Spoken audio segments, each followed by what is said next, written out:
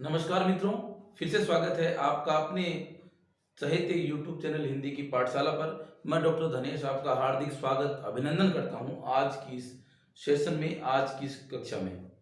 काफ़ी दिनों से वीडियो नहीं आ पाया, इसके लिए क्षमा प्रार्थी हूं, परंतु अब हम निरंतर रूप से व्याकरण, काव्य शास्त्र और हिंदी साहित्य के इतिहास से जुड़े हुए मुख्य तथ्यों को ध्यान में रखते हुए जो वीडियो है वो निरंतर श्रृंखला के रूप में लाते रहेंगे। आज का जो अपना टॉपिक है वो है उपसर्ग। देखिएगा, हिंदी व्याकरण के चार बड़े टॉपिक हैं: संधि, समास, उपसर्ग और प्रत्यय है। संधि को हम स्टार्टअप कर चुके हैं और संधि को हम धीरे धीरे वो पूरा करने का प्रयास है वो यूट्यूब चैनल के माध्यम से किया जाएगा। आज जो हम प्रारंभ कर रहे हैं वो उपसर्ग का प्रकरण है वो प्रारंभ कर रहे हैं। उपसर्ग से किसी भी छोटी से छोटी परीक्षा को ले लीजिए जिसमें हिंदी व्याकरण वो आती हो, वहां से प्रश्न आते हैं। चाहे वो आपके बीएड की जो परीक्षा होती है पीटीटी एग्जाम, उसके अलावा चाहे आप राजस्थान पुलिस एसआई जो अभी इस दिनों में इन दिनों काफ़ी सुर्खियों में है, उसमें हिंदी है वो 50% की आती है। इसके अलावा हम ले ले चाहे first grade, third grade, second grade, lecture, सबसे इस उपसर्ग के प्रकरण से प्रश्न है वो पूछे जाते रहे हैं और पूछे जाते रहेंगे। देखिएगा, मैंने बहुत सारे अपने जो स्टूडेंट हैं उनसे चर्चा की, उनको मैंने पढ़ाया है।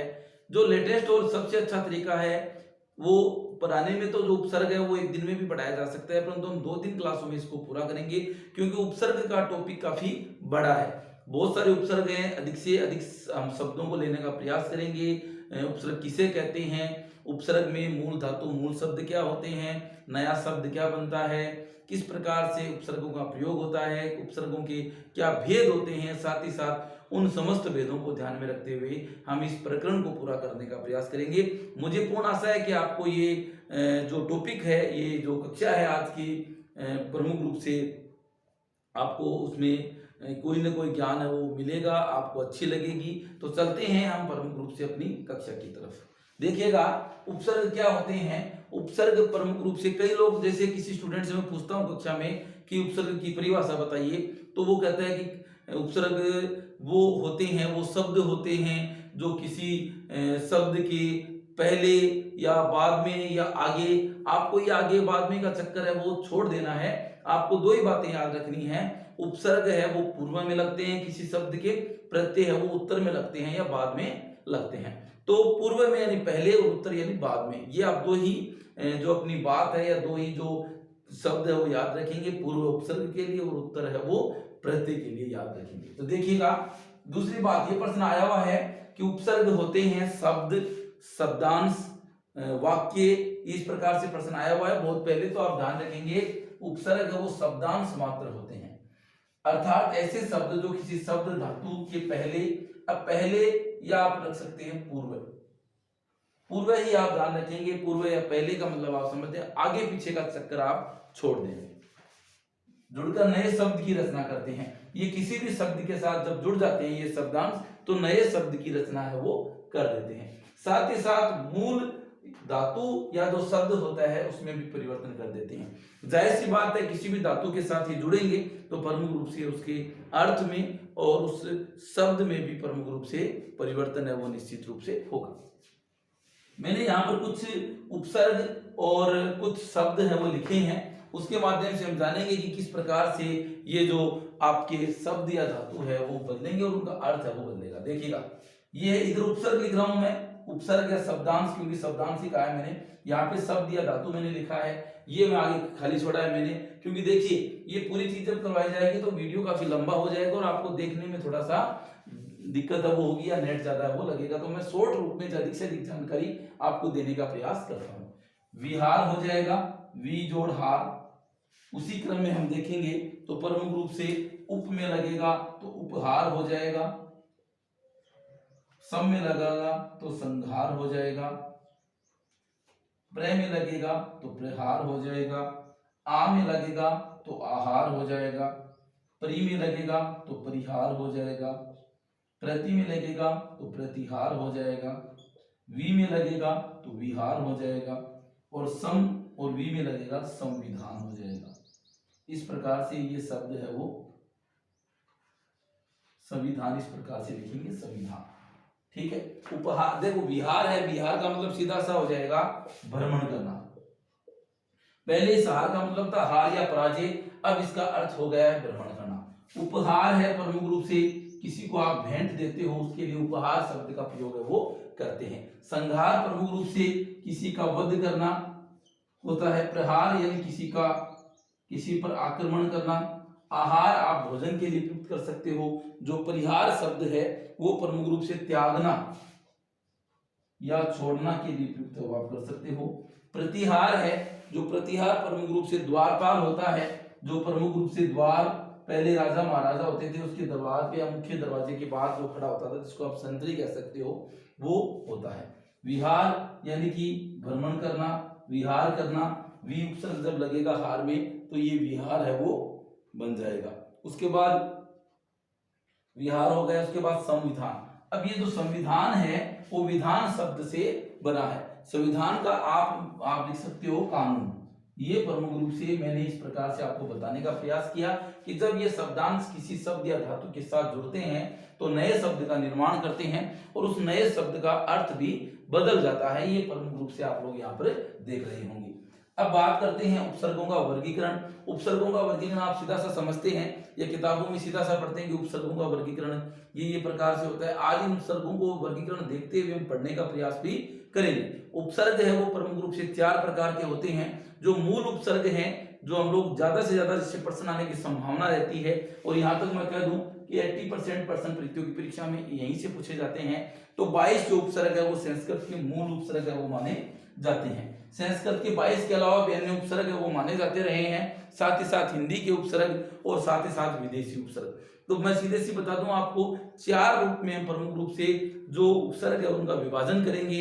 सबसे पहले आपका आ जाएगा संस्कृत के मूल उपसर्ग, 2 नंबर पे आएगा आपका संस्कृत के अन्य उपसर्ग, 3 नंबर पे आएगा हिंदी के उपसर्ग और 4 नंबर पे प्रमुख रूप से आएगा आपका विदेशी उपसर्ग। अब हम आज की इस कक्षा में जो संस्कृत के मूल उपसर्ग हैं, 22 जो उपसर्ग हैं उन पर चर्चा है वो करेंगे कि वो कौन कौन से जो उपसर्ग होते हैं और किस प्रकार से उनमें शब्द है वो बनते हैं। ऐसा नहीं है कि हमने कोई उपसर्ग लिया, जैसे वी ले लिया तो विहार बन गया। इसमें कई प्रकार से शब्द है वो बनते हैं। किस प्रकार से शब्द बनते हैं वही सीखने की एक कला है। वैसे तो आप कहीं आपको छठी क्लास में भी पढ़ा दिया गया होगा कि शब्द के पूर्व में लग गए वो क्या हो गए, उपसर्ग हो गए, बाद में लग गए या उत्तर में लग गए वो क्या हो गए, प्रत्यय कहलाएगी। परंतु ऐसा नहीं है। उपसर्ग में भी काफी आपको प्रमुख रूप से अलग अलग प्रकार उपसर्ग से शब्द बनाने का जो तरीका है वो मैं आज इस कक्षा में बताऊंगा, तो वीडियो में लगातार बने रहिएगा। देखिएगा, संस्कृत के जो मूल उपसर्ग हैं उनकी संख्या प्रमुख रूप से कितनी मानी गई है, 22 मानी गई है। दूसरी बात, इनमें से जो पहला उपसर्ग होता है वो प्र है, प के नीचे र यानी प्र उपसर्ग है। इसी कारण कई जगह संस्कृत में भी इसको प्रादि या प्रादे, ये देखिएगा प्रादे या प्रादि उपसर्गों की श्रेणी में भी रखा जाता है। और संस्कृत में ये प्रश्न आया हुआ है कि प्रादे उपसर्ग है वो कौन से हैं या प्रादे उपसर्गों का क्रम है वो बताइए। हालांकि हिंदी में ये प्रश्न नहीं पूछा गया है, फिर भी हमें ये जानना आवश्यक है। ये देखिएगा, ये जो 22 उपसर्ग हैं वो कौन कौन से हैं, प्र, प्रा, अप, सम, अनु, आव, निस, निर, दुस, दुर, वी, आ, नी, अधि, अपि, अभि, अति, सु, उद, प्रति, परि और उप। अब साथ साथ में हम इनका अर्थ भी देखेंगे कि ये प्रमुख रूप से इनका अर्थ क्या होता है, या प्रमुख रूप से देखो, जब किसी उपसर्ग का आपको अर्थ पता होगा तो उससे आपको शब्द बनाने में या किसी शब्द के लगाने में के साथ जोड़ करके उससे जो शब्द बनाएंगे आप, उससे आपको आसानी है वो प्रमुख रूप से कुछ है वो मिलेगी। तो इसका अर्थ हम जानने का प्रयास है वो करते हैं। देखिए, प्र उपसर्ग का मतलब होता है आगे,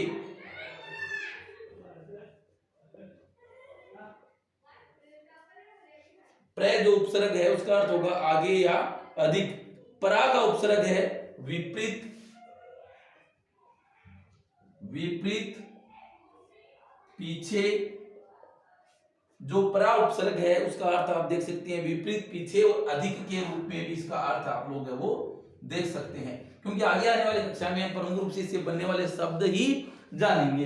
ये जो अप उपसर्ग है, अप का जो अर्थ आप जानेंगे वो है बुरा या विपरीत, बुरा या विपरीत। जो सम उपसर्ग है उसका अर्थ आप देखेंगे अच्छी तरह, पूर्ण या शुद्ध के रूप में भी इसका अर्थ हम लोग लेते हैं। अनु आपको पता ही है, पीछे, अनुगमन करना, अनु का होता है पीछे, यानी कि आप अनुगमन करना, पीछे जाना, और साथ ही साथ समान के लिए भी इसका अर्थ वो ले सकते हैं। आपका जो अव उपसर्ग है उसका अर्थ होगा बुरा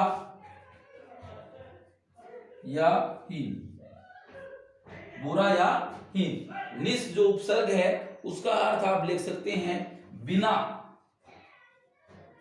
या बाहर। बिना या बाहर के लिए हम प्रमुख रूप से कौन सा कर सकते हैं, निस के लिए प्रयुक्त है वो कर सकते हैं। साथ ही साथ निर है उसका भी अर्थ आप यही लेंगे, बिना या बाहर, बिना या बाहर। ये जो दुस उपसर्ग है, दुस का अर्थ हो जाएगा बुरा, विपरीत, कठिन, विपरीत, बुरा, साथ ही साथ कठिन का अर्थ भी आप इससे ले सकते हैं। दूर उपसर्ग है उसका भी अर्थ आप यही लेंगे, जो दुस का, क्योंकि निर और निस का वही था, दूर और दुस का भी वही है। वी जो उपसर्ग है उसका अर्थ आप लेंगे विशेष या भिन्न, विशेष रूप से और भिन्न रूप से। ये जो आ उपसर्ग है उसका अर्थ लेंगे तक या से। नी जो उपसर्ग है उसका अर्थ आपको लेना है बड़ा या विशेष, बड़ा या विशेष। जो आपका अधि उपसर्ग है उसका अर्थ आप लेंगे प्रधान या श्रेष्ठ। ये इसका अर्थ आप ले सकते हैं, प्रधान या श्रेष्ठ। किसका अर्थ लिया आपने, अधि का लिया, प्रधान या श्रेष्ठ। अभी का है पास या सामने, इसका अर्थ क्या होगा, अपी का पास या सामने।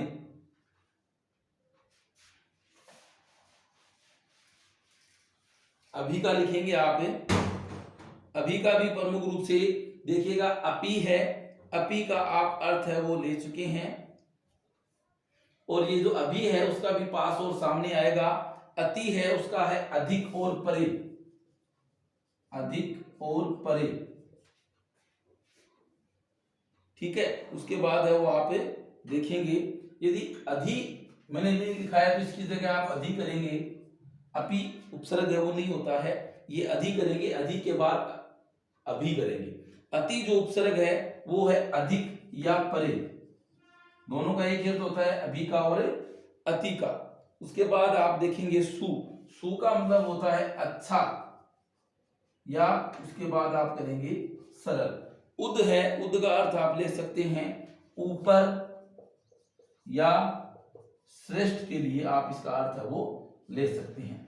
प्रति जो उपसर्ग है, प्रति का आप लेंगे प्रत्येक, साथ ही साथ आप इसको कर सकते हैं विपरीत के अर्थ में भी ले सकते हैं। परि जो उपसर्ग है वो है चारों ओर, जैसे पर्यावरण, और एक अर्थ इसका हो जाएगा चारों ओर और पास। ये जो अंतिम जो 22वां उपसर्ग है इसका अर्थ आप प्रमुख रूप से ले सकते हैं उप का पास या सहायक, पास या सहायक। देखिएगा अधि मैंने लिखा दिया होगा उसके अर्थ के रूप में, वैसे इसका आप अपी जो अंतिम जो आपका उपसर्ग है वो भी आप इसमें शामिल कर सकते हैं, जिसका अर्थ अपी, अपी का मतलब होता है भी। ये आप 22 उपसर्ग हैं, इनको प्रमुख रूप से देखें, पढ़ें, इनका अर्थ है वो आप जानने का प्रयास करें। अगली क्लास में हम प्रमुख रूप से इन सभी उपसर्गों से किस प्रकार से शब्द बनते हैं, क्योंकि शब्द सीधे नहीं बनते हैं कि भी सीधा शब्द हमने बना दिया, शब्द भी संधियों के माध्यम से, कोई दीर्घ संधि के माध्यम से बना, कोई यण संधि के माध्यम से बना, कोई गुण संधि के माध्यम से बना, कोई प्रत्यय के माध्यम से बना, और कोई व्यंजन संधि के माध्यम से भी शब्द है वो शब्दांश के रूप में लग करके बनते हैं। तो आज की क्लास में इतना ही। यदि वीडियो आपको अच्छा लगा हो तो अपने दोस्तों के साथ आप शेयर करें, अभी तक यदि आपने चैनल को सब्सक्राइब नहीं किया तो आप सब्सक्राइब करें और प्रमुख रूप से इस वीडियो को आप लाइक भी करें। मिलते हैं नेक्स्ट वीडियो में, तब तक के लिए धन्यवाद।